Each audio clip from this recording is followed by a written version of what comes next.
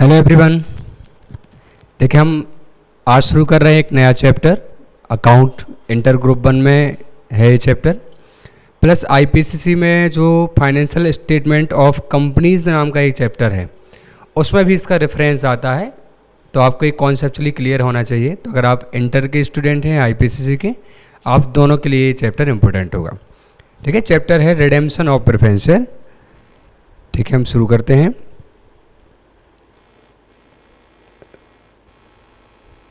Redemption of preference shares.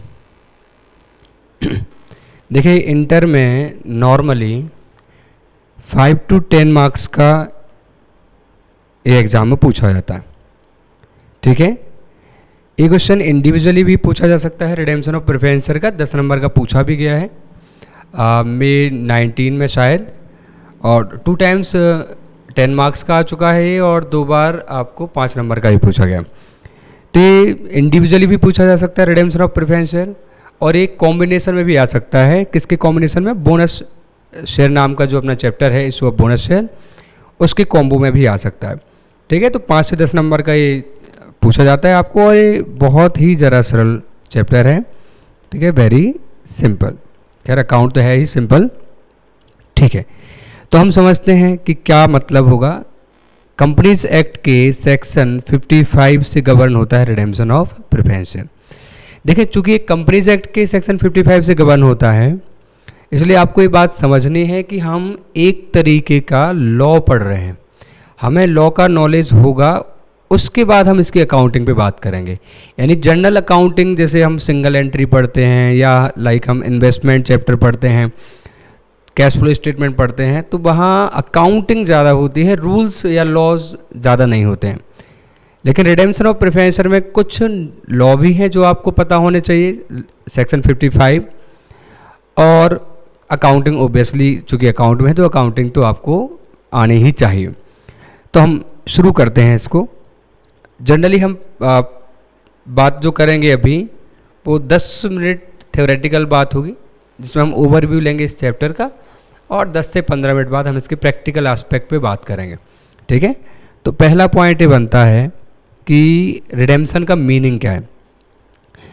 तो meaning है redemption of preference shares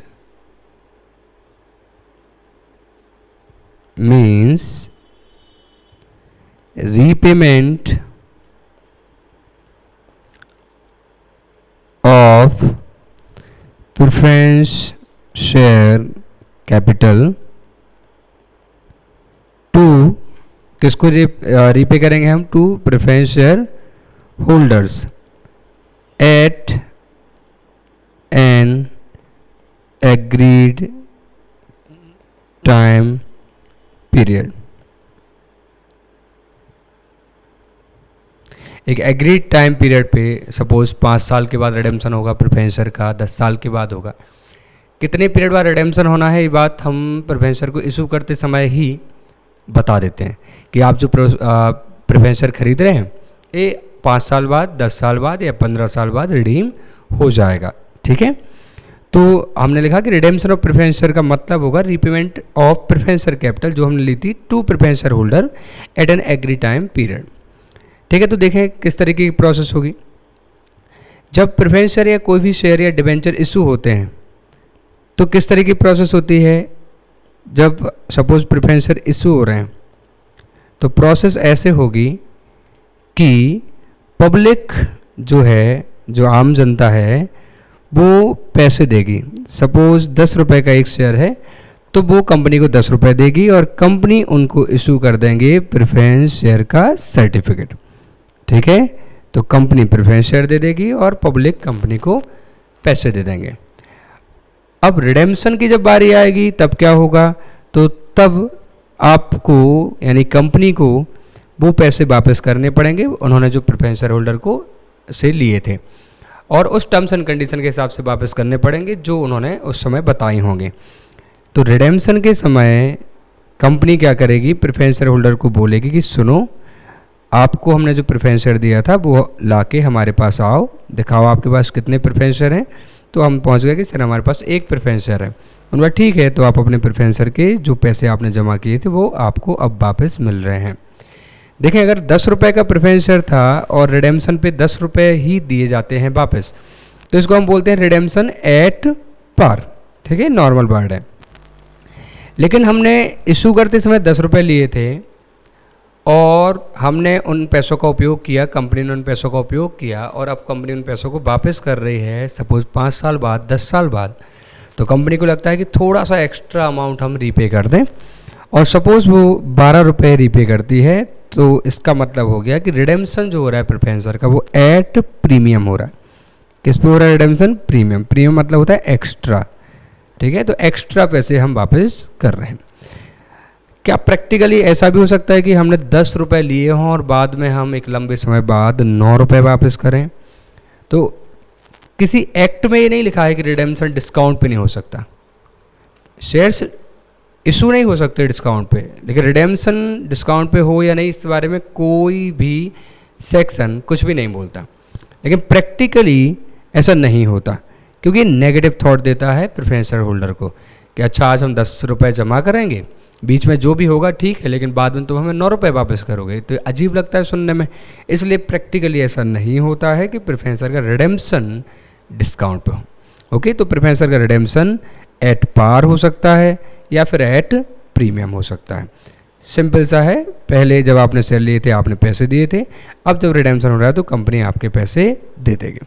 ठीक है, तो दूसरा पॉइंट जो मैं लिख रहा हूँ वो लिख रहा हूँ जो अभी हमने डिस्कस करा कि preference shares may be redeemed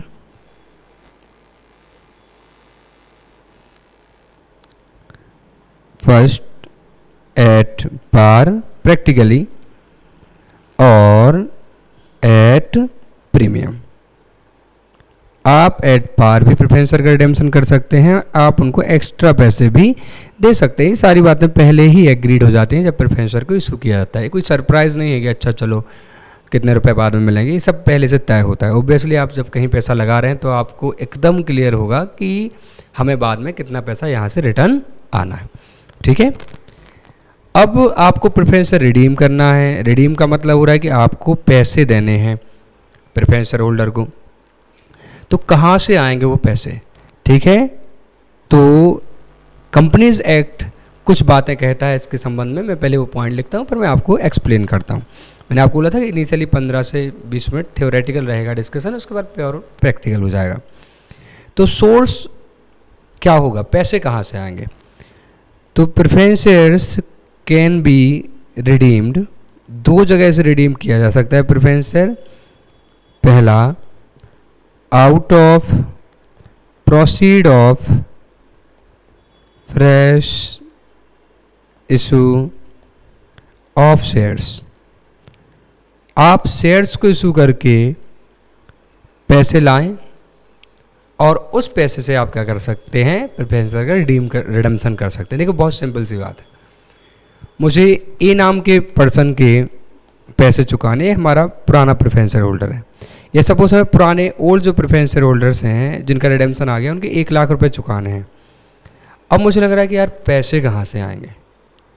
तो या तो मैं ऐसा कर सकता हूँ कि इन प्रेफरेंस शेयर होल्डर को पैसे चुकाने के लिए मैं फिर से 1 लाख रुपए के नए प्रेफरेंस शेयर इशू कर दूँ।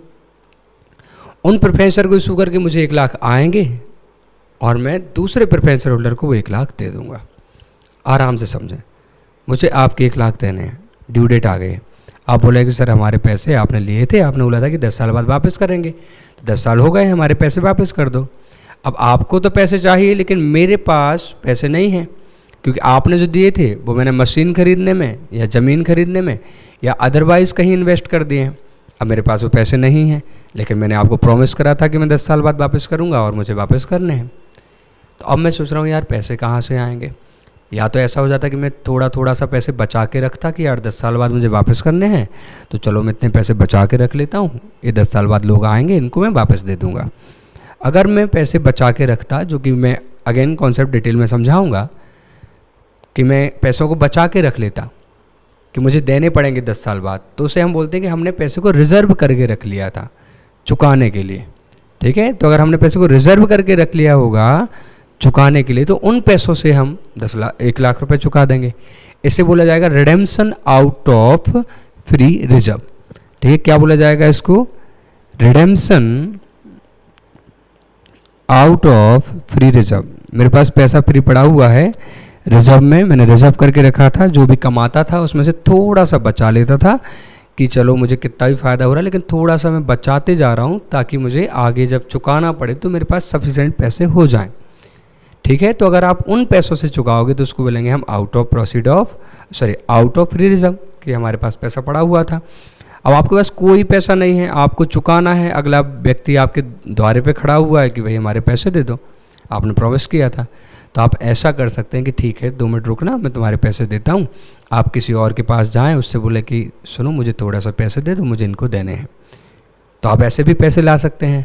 तो आप ऐसा कर सकते हैं कि आप नए प्रेफरेंस शेयर इशू कर दें 1 लाख रुपए के, उससे आपको 1 लाख रुपए आ जाए, वो 1 लाख रुपए आप इस दूसरे व्यक्ति को दे दें। तो यानी हमारे पास 2 ऑप्शन हो गए, या तो हमारे पास जो पैसा पड़ा हुआ है उसमें से चुका दें, तो हो गया आउट ऑफ फ्री रिजर्व्स। दूसरा, हम नए शेयर इशू कर दें, प्रेफरेंस शेयर या इक्विटी शेयर, उनसे पैसे लाएं और इस व्यक्ति को चुका दें।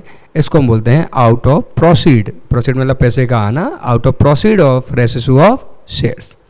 ओके, तो अपन इसको और डिस्कस करेंगे। तो ये 2 तरीके होते हैं आपके प्रेफरेंस शेयर होल्डर का रिडेम्पशन के लिए पैसे चुकाने के। फ्रेश इशू ला सकते हैं आप, या आपके पास जो रिजर्व में पैसा पड़ा हुआ है वो उपयोग कर सकते हैं।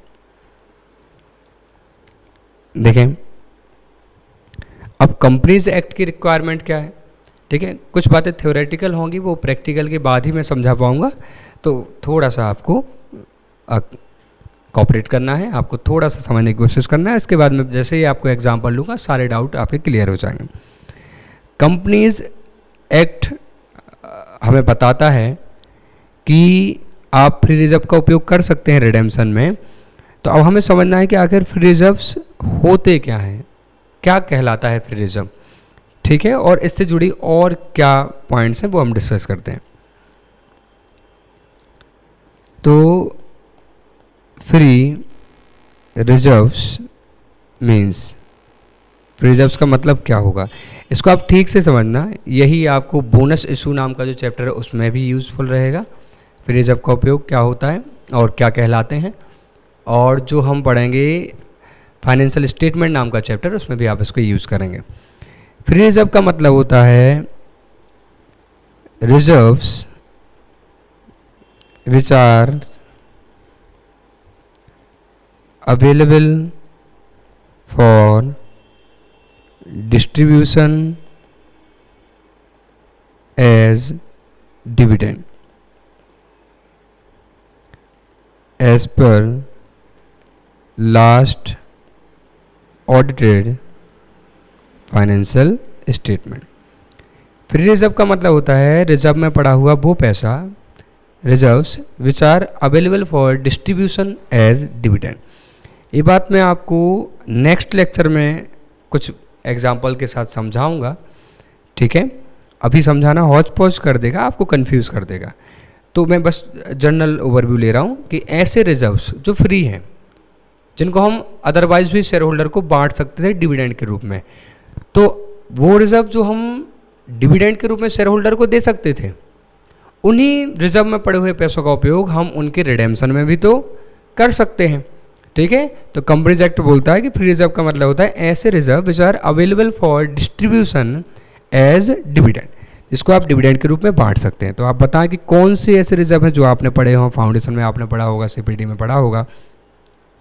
जैसे P&L एप्रोप्रिएशन का जो बैलेंस रहता है, एप्रोप्रिएशन अब नहीं भी बनता है तो P&L का आप नॉर्मल समझें, P&L का क्रेडिट बैलेंस। ठीक है, P&L का क्रेडिट बैलेंस। दूसरा जनरल रिजर्व, जो जनरल रिजर्व्स हैं वो भी हमारे लिए फ्री रिजर्व्स होते हैं, आप उनका उपयोग भी कर सकते हैं रिडेम्पशन के लिए। तीसरा, आपको रेवेन्यू रिजर्व नाम से भी कुछ दिख जाएगा, तो रेवेन्यू रिजर्व भी क्या होते हैं, फ्री रिजर्व्स होते हैं। देखें, कैपिटल रिजर्व भी या कैपिटल प्रॉफिट्स भी फ्री रिजर्व में काउंट होते हैं इफ रियलाइज्ड इन कैश। जैसे आपने ज़मीन 10 लाख वाली 12 लाख रुपए में बेची, क्या ऐसा प्रॉफिट आपको बार बार होता है? नहीं सर, हम ज़मीन बार बार नहीं बेचते हैं। तो जो प्रॉफिट हुआ है कैपिटल नेचर का है। तो अब जो ये प्रॉफिट है ये कैपिटल नेचर का है। बताएं, क्या आपको पैसे आए हैं ज़मीन बेच के? हाँ सर, पैसे आए हैं। 10 लाख की ज़मीन हमने 12 लाख में बेची, पैसे आए हैं। तो ये है कैपिटल प्रॉफिट जो रियलाइज इन कैश हुआ है। इसको भी आप डिविडेंड बांटने में उपयोग कर सकते हैं। ऐसे कई प्रॉफिट होते हैं जो रियलाइज इन कैश नहीं होते, उनसे आप डिविडेंड नहीं बांट सकते क्योंकि पैसा रियलाइज ही नहीं हुआ।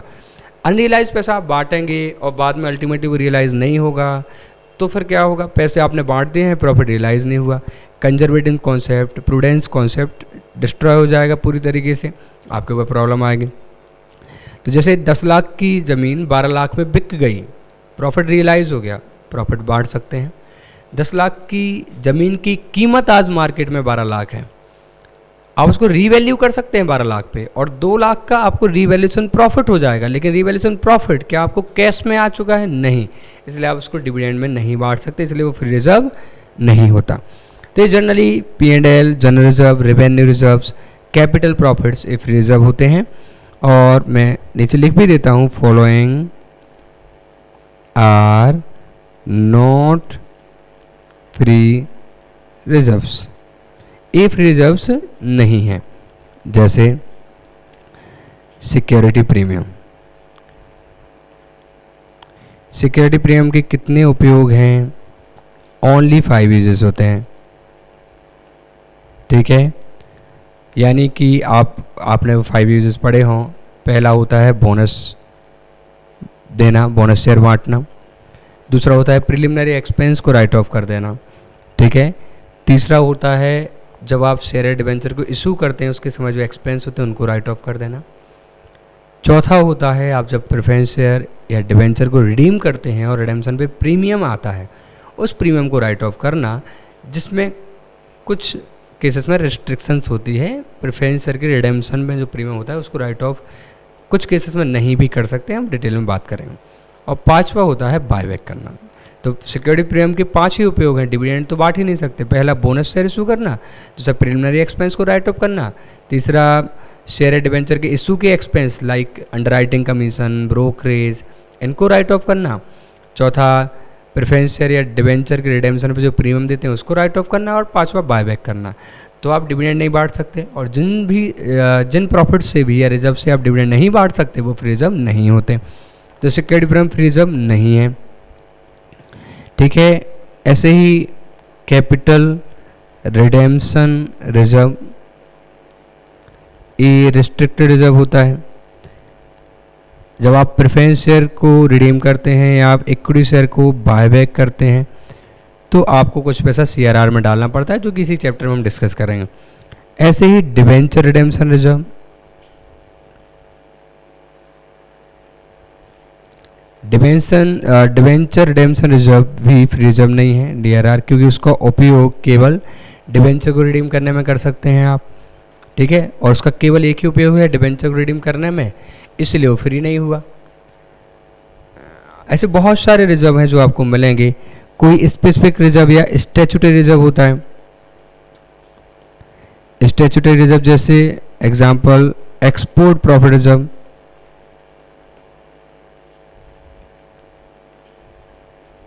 या इन्वेस्टमेंट अलाउंस रिजर्व, ठीक है। ये स्टैट्यूटरी रिजर्व है। आपको क्वेश्चन जनरली बता देता है कि ये स्टैट्यूटरी रिक्वायरमेंट के पर्पज़ से बनाया गया है, तो आप समझ जाएंगे कि चूँकि वो किसी कानून के किसी लॉ के तहत बनाया गया है तो उसका वही उपयोग होगा जिस पर्पज़ से वो बनाया गया है। वो फ्री नहीं है, उसको आप नॉर्मल पर्पज़ से उपयोग नहीं कर सकते, ठीक है। ऐसे और भी प्रॉफिट होते हैं जैसे capital profit, not realize in cash, non cash, revaluation profit या रिवैल्यूएशन रिजर्व। देखिए रिवैल्यूएशन रिजर्व का उपयोग क्यों नहीं हो पाएगा डिविडेंड बांटने में, क्योंकि प्रॉफिट रियलाइज ही नहीं हुआ है, नॉन कैश होता है वो, ठीक है, और भी मैं एक लिख देता हूँ, profit on four feature of shares. Share forfeit करने पे जो प्रॉफिट होता है उसको भी आप उपयोग नहीं कर सकते। एक और आपने पढ़ा होगा, profit prior to incorporation of company. आपके पीपीआई प्रायर पोस्ट इनकॉर्पोरेशन नाम का एक चैप्टर है अकाउंट में, उसमें आप देखते हैं कि जो प्रायर पीरियड में हमें प्रॉफिट हुआ है वो कैपिटल नेचर का होता है, उससे हम डिविडेंड नहीं बांटते। उस चैप्टर में पूछा भी जाता है कि क्या इस प्रॉफिट से डिविडेंड बांट सकते हैं, तो नहीं। कंपनी के इनकॉर्पोरेशन के पहले कोई भी प्रॉफिट हुआ है वो फ्री नहीं है, वो रेवेन्यू नेचर का नहीं है, क्योंकि कंपनी के एग्जिस्टेंस के पहले वो प्रॉफिट हो गया था, इसलिए वो कैपिटल नेचर का प्रॉफिट होता है। ठीक है, तो मैं जनरली अभी आपको बता रहा था कि आखिर फ्री रिजर्व क्या होते हैं।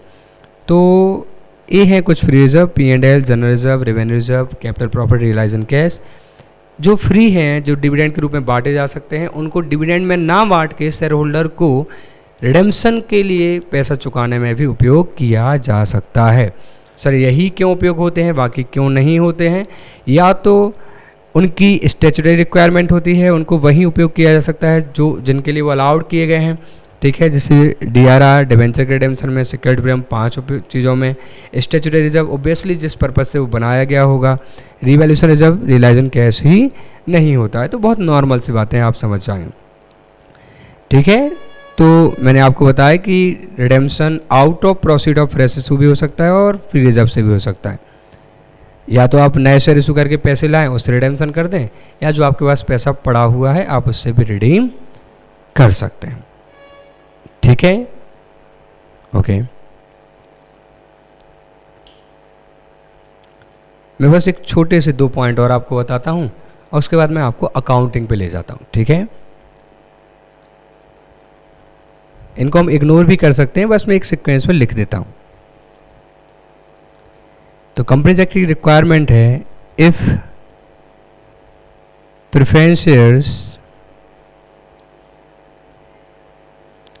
are redeemed out of free reserves। मैं एग्जाम्पल के थ्रू समझाऊंगा आपको। If preference shares are redeemed out of reserve, then an amount equal to nominal value of preference shares redeemed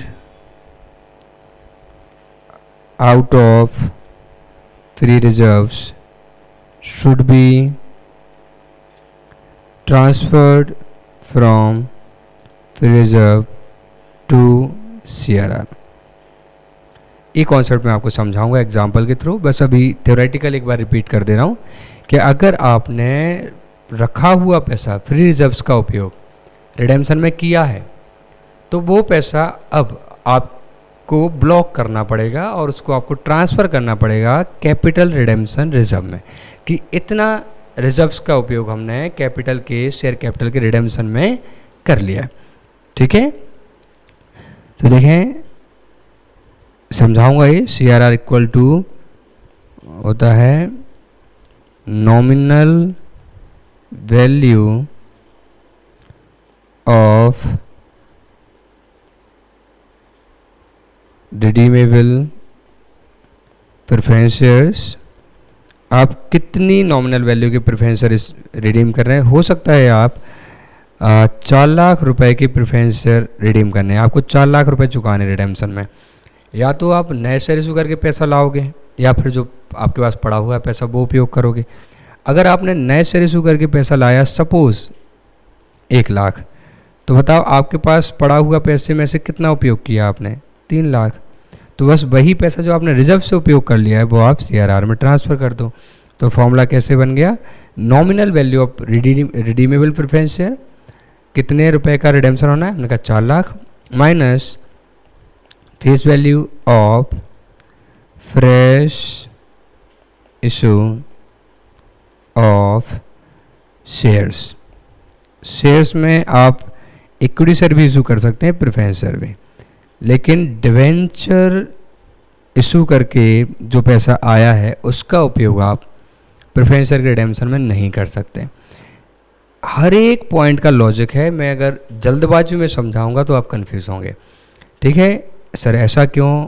मैंने इसके लिए पूरा एक लेक्चर बनाया है, ठीक है, कि डिवेंचर के लिए डिवेंचर क्यों नहीं यूज़ हो सकता। सर यहाँ फेस वैल्यू क्यों लिखा हुआ है, बिल्कुल समझाया हुआ है।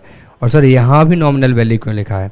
सर हो सकता है कि हमें 4 लाख वाले प्रेफरेंस शेयर का प्रीमियम की वजह से 4,40,000 पेमेंट करना हो, तो सर हम यहाँ 4 लाख लेंगे या 4,40,000? देखो मैंने क्या लिखा है, नॉमिनल वैल्यू। क्यों लिखा है नहीं बताया, ठीक है, बिल्कुल अगले लेक्चर में आपको मिल जाएगा। कोई भी पॉइंट ऐसा नहीं होगा चैप्टर के ख़त्म होने तक कि आपको उसका लॉजिक पता ना हो, कोई भी पॉइंट किसी भी तरीके का, तो आप बिल्कुल टेंशन ना लें उस बात की।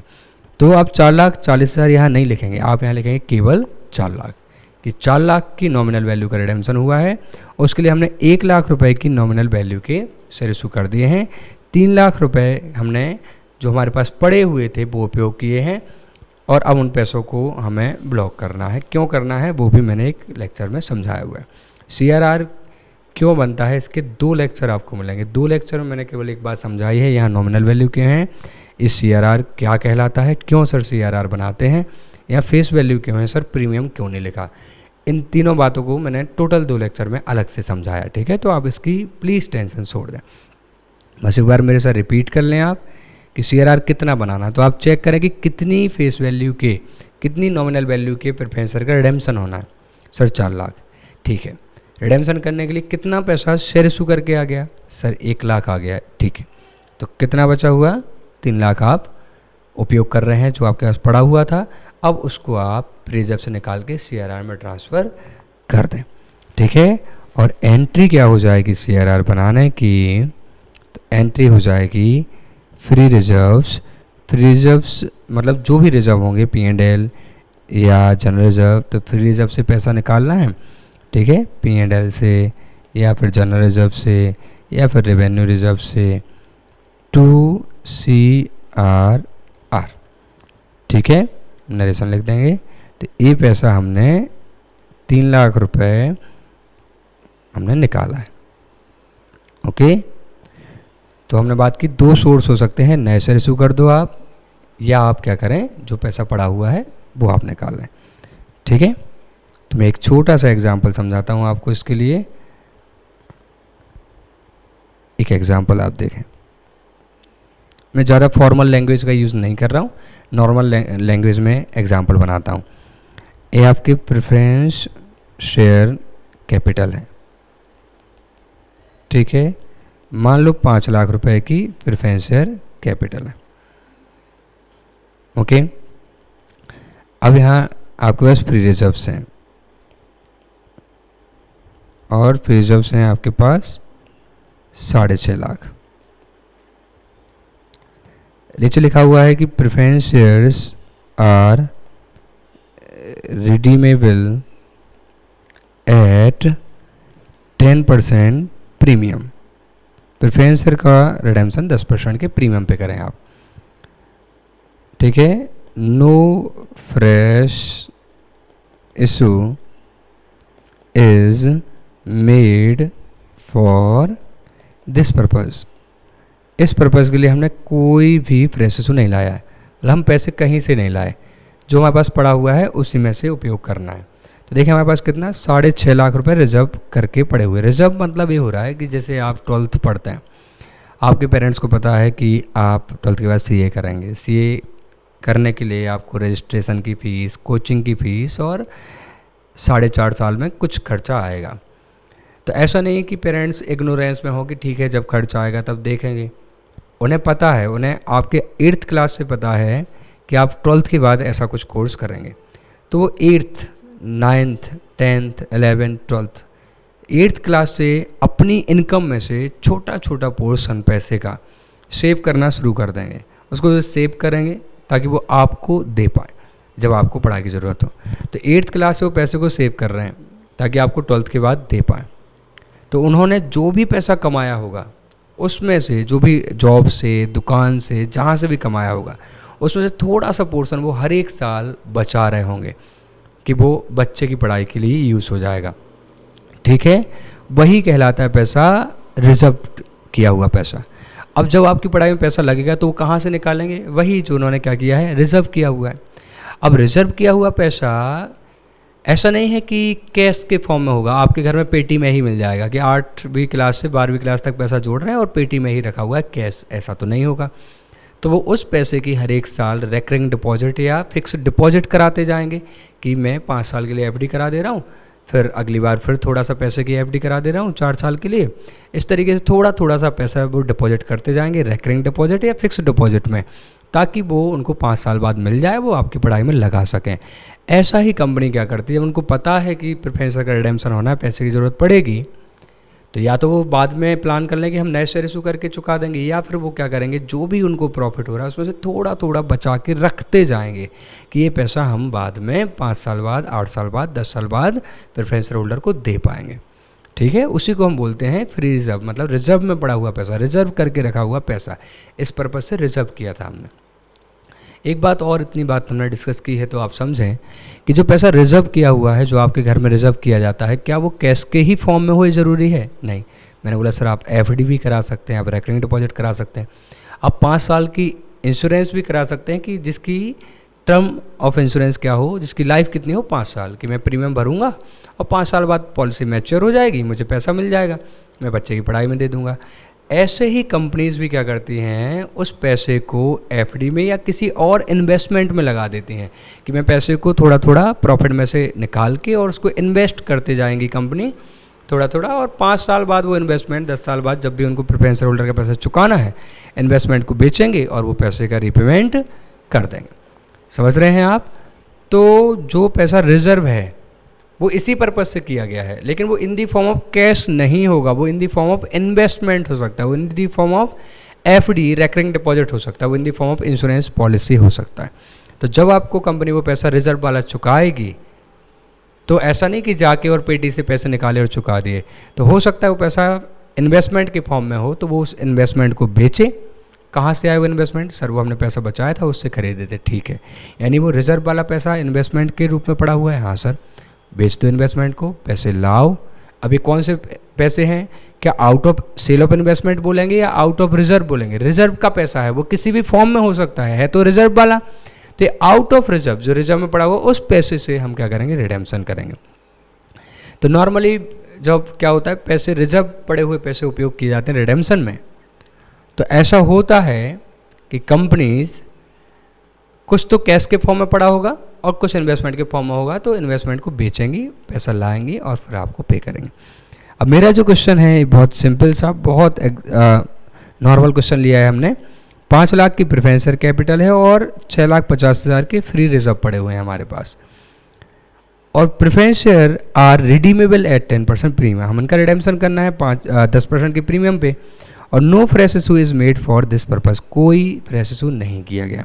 देखिए मैंने आपको एंट्रीज नहीं बताई हैं रिडेम्पशन की, लेकिन इस एग्जांपल के साथ छोटी छोटी 2 एंट्री 3 एंट्री में बताऊंगा, फिर ऐसे धीरे धीरे एंट्री बता के आपको समझा दूंगा सारा। तो हम इसका सॉल्यूशन देखते हैं। देखो आप क्या करोगे, अभी मैंने इसमें ज़्यादा डिटेल नहीं डाली कि फ्री रिजर्व का पैसा कहाँ पड़ा हुआ है। आप चाहें तो ऐसा लिख सकते हैं, मैं एक पॉइंट ऐड कर लेता हूँ। There is sufficient bank balance, पैसे की कमी नहीं है। ठीक है, पैसा बहुत है, तो पैसा जो अपना रिजर्व में पड़ा हुआ है वो बैंक में ही पड़ा हुआ है। ठीक है, हमने उसको कहीं इन्वेस्ट नहीं कर रखा। अगले एग्जांपल में ले लूँगा मैं ऐसा। अब देखो आप क्या करोगे, किस सीक्वेंस में करोगे। क्या आप पैसे कैश में ला रहे हैं कहीं से या आपके पास पड़ा हुआ है? सर पड़ा हुआ है। तो आप क्या करो, प्रेफरेंस शेयर होल्डर को ड्यू करो और फिर उनको पेमेंट कर दो। तो एंट्री आएगी प्रेफरेंस शेयर कैपिटल, आपको कितने रुपए कैपिटल के चुकाने हैं? 5 लाख। जब पैसे आते हैं तो आप कैपिटल को क्रेडिट करते हैं bank account to share capital. याद है आपको एंट्री इशू करते समय की? मैं करके बताता हूँ। जब हम शेयर इशू करते हैं तो एंट्री करते हैं bank to preference share capital. अब जब हम वापस कर रहे हैं तो एंट्री आएगी प्रेफरेंशियल कैपिटल टू बैंक। ठीक है, बस हम डायरेक्ट एंट्री नहीं करते, इसलिए हम एंट्री करते हैं preferential capital to preferential holder और प्रेफरेंशियल होल्डर टू बैंक, कि हमने ड्यू करा और हमने पे कर दिया। ठीक है, ऐसे ही जब आप शेयर को इशू करते हैं प्रीमियम पर, तो देखें किस तरीके की एंट्री करते हैं आप। 100 का शेयर आपने 110 पे इशू करा, तो बैंक में आया 110 टू प्रेफरेंशियल कैपिटल, 100 रुपये का शेयर था, टू सिक्योरिटी प्रीमियम, 10 रुपये प्रीमियम के आए। ऐसे ही करोगे आप। तो जब रिडेम्पशन करोगे तो भी तो ऐसा ही करोगे कि जो हमने प्रेफरेंशियल कैपिटल 100 की दिखाई थी वो 100 रुपये वो जाएंगे और प्रीमियम भी जाएगा, प्रीमियम ऑन रिडेम्पशन 10 रुपये और जाएंगे, और टोटल हमें प्रेफरेंशियल होल्डर को 110 देने होंगे, जो कि अगली एंट्री में हम प्रेफरेंशियल होल्डर टू बैंक करते हुए उनको 110 रुपये पे कर देंगे। तो बताओ क्या एंट्री होगी ड्यू की। प्रेफरेंशियल कैपिटल 5 लाख, ठीक है, प्रीमियम ऑन रिडेम्पशन, रिडेम्पशन पे प्रीमियम कितना 50,000, टोटल कितना अमाउंट देना है हमको टू प्रेफरेंशियल होल्डर 5,50,000। ठीक है, अब हम इसको पे कर देंगे प्रेफरेंशियल होल्डर टू बैंक 5,50,000। तो हमने ये पैसा ड्यू करा, हमने पैसा चुका दिया। अब सवाल आता है कि पैसा आया कहाँ से। सर हमारा तो पड़ा हुआ था पैसा। ठीक है, तो अब हम क्या करेंगे, फ्री रिजर्व को सीआरआर में ट्रांसफ़र करेंगे। कॉन्सेप्ट मैंने नहीं समझाया, ना ही मैं आज समझाऊंगा, ये आपको अगले लेक्चर में मिलेगा। ठीक है, तो जितना नॉमिनल वैल्यू का आपने रिडेम्पशन किया है उतना पैसा फ्री रिजर्व से निकाल के आपको सीआरआर में ट्रांसफ़र करना पड़ेगा, और जितना आपको प्रीमियम चुकाना पड़ा रिडेम्पशन पे, बताएं हमें रिडेम्पशन पे पैसा एक्स्ट्रा देना पड़ा, ये प्रॉफिट है या लॉस। कंपनी को 5 लाख मिले थे, रिडेम्पशन पे 5,50,000 देने पड़े, ये लॉस है, इसीलिए तो ये क्या हुआ है, डेबिट हुआ है। तो हमें 50,000 का ये लॉस हुआ है, इसको भी हमें राइट ऑफ करना है, और हमने जो पैसा रिजर्व से निकाला उसको भी ब्लॉक करना है। तो हम एंट्री करते हैं प्रीमियम को राइट ऑफ करने की। ठीक है, तो वो क्या, security free reserves account debit to premium on redemption. ठीक है, 50,000 रुपये, इतना पैसा जो लॉस है वो हमने राइट ऑफ कर दिया, लॉस रिटर्न ऑफ। अब सीआरआर भी बनाएंगे हम। ठीक है, मैं कॉन्सेप्ट समझाऊंगा आपको। तो वो भी अगेन एंट्री आएगी free reserve to capital redemption reserve, जितनी नॉमिनल वैल्यू का आपने रिडेम्पशन आउट ऑफ रिजर्व किया है। देखें मैंने एक फॉर्मूला लिखवाया था आपको, जिस पे हम बात करते हैं कि सीआरआर में कितना पैसा डालना है सर, और फिर मैं आपको और एग्जांपल से सीक्वेंस में समझाऊंगा। ठीक है, तो एंट्री आ जाएगी फ्री रिजर्व टू सीआरआर। कितना सर, कितना सीआरआर बनाए हम। ठीक है, फॉर्मूला देख लेते हैं, आज फॉर्मूला कल कॉन्सेप्ट। सीआरआर इक्वल टू होगा nominal value of preference redeemed या रिडीमेबल लेस फेस वैल्यू, या इसको हम बोलते हैं proceed of fresh issue of shares. अब बताएं कितनी नॉमिनल वैल्यू का रिडेम्पशन हुआ, 5,50,000 या 5 लाख। ध्यान से देखें, 5 लाख। तो 5 लाख रुपए की फेस वैल्यू चुकाने के लिए आपको पैसे की ज़रूरत थी। इसके लिए आपने नए शेयर इशू किए क्या? नहीं सर, हमने इशू नहीं किए। ठीक है, कोई बात नहीं। तो आपने कुछ नए शेयर इशू नहीं किए, इसका मतलब ये पूरा 5 लाख रुपए आपने जो पड़ा हुआ था वो उपयोग कर लिया। हमने कहा हाँ सर, हमारे पास जो प्रॉफिट होता था तो हम उसको बचा लेते थे, उसी में से हमने 5 लाख चुकाए। तो बोले ठीक है। तो फिर जब आपने 5 लाख रुपए चुका दिए हैं अपने रिजर्व में से, तो रिजर्व में वो 5 लाख बचे तो नहीं होंगे? नहीं बचे होंगे सर। तो फिर अभी भी रिजर्व में वो 5 लाख दिख रहे हैं, चूँकि क्योंकि आपने निकाल लिए हैं 5 लाख रुपए रिजर्व से, इस बात की कोई एंट्री नहीं की है आपने कि हमने रिजर्व कम कर दिया, इसलिए वो 5 लाख आप रिजर्व से कम कर दो और सीआरआर में ट्रांसफ़र कर दो। ठीक है सर। तो हमने फ्री रिजर्व से CRR में ट्रांसफ़र करा 5 लाख। देखना अभी मैं 1 मिनट के लिए आपको एक नई बात बताता हूँ। आपको प्रेफरेंस शेयर होल्डर को कितने पैसे आपने अल्टीमेटली दिए? सर हमने 5 लाख रुपए उनको कैपिटल के जो पुराने देने थे और 50,000 प्रीमियम दिया, ठीक है। तो अल्टीमेटली आपका कितना पैसे का आउटफ्लो हुआ? सर 5,50,000। अब 5,50,000 के लिए क्या आपने नए शेयर इशू किए? नहीं। तो पूरे 5,50,000 कहाँ से निकले? सर जो हमारे पास पहले से पैसा पड़ा था उसी में से निकले होंगे। करेक्ट। तो हमने फ्री रिजर्व से सर CRR में 5 लाख क्यों ट्रांसफ़र किए? हमारे तो 5,50,000 रुपये निकले ना रिजर्व से, क्योंकि हमने तो कहीं से पैसे लाए ही नहीं हैं, सारा रखा हुआ पैसा दिया है। करेक्ट। इसीलिए हम क्या करते हैं, free reserve to premium on redemption. Redemption पे प्रीमियम के लिए कितने दिए हमने फ्री रिजर्व से? 50,000। और फ्री रिजर्व टू CRR और नॉमिनल वैल्यू के लिए कितने दिए? 5 लाख। अल्टीमेटली कितने रुपए दिए? 5,50,000। तो हमने कितने निकाल लिए? 5,50,000। चेक कर लें आप, ठीक है। ये फ्री रिजर्व टू प्रीमियम 50,000 निकाले और ये free reserve to CRR 5 lakh निकाले।